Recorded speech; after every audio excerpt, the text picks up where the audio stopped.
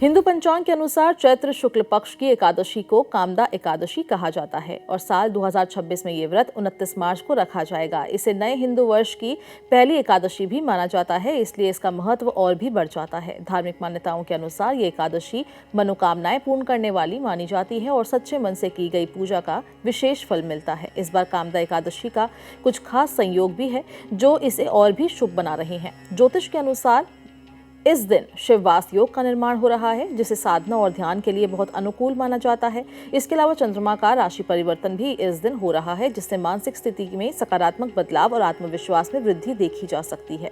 ऐसे शुभ संयोगों के बीच की गई पूजा को अत्यंत फलदायी माना जाता है। कहा जाता है कि इस दिन भगवान विष्णु की आराधना करने से जीवन की परेशानियां कम होती है और घर में सुख शांति बनी रहती है। जिन लोगों के जीवन में बार बार रुकावटें आ रही है या कोई इच्छा लंबे समय से पूरी नहीं हो पा रही, उनके लिए ये दिन विशेष अवसर लेकर आता है। अगर पूजा के सही समय की बात करें तो एकादशी तिथि की शुरुआत 28 मार्च को सुबह 8:45 से होगी।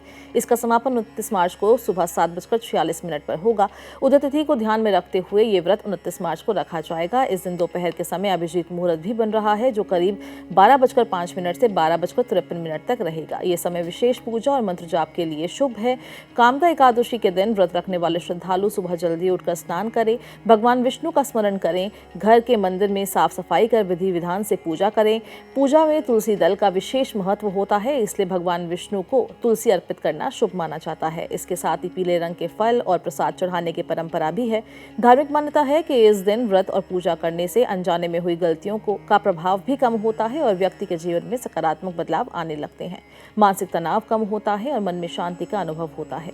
ये दिन सिर्फ पूजा तक सीमित नहीं है, बल्कि आत्मचिंतन और ध्यान के लिए भी अच्छा समय माना जाता है। कई लोग इस दिन ध्यान और मंत्र जाप करते हैं और खुद के भीतर से मजबूत करने की कोशिश करते हैं। इससे जीवन में संतुलन आता है और सोच में स्पष्टता आती है।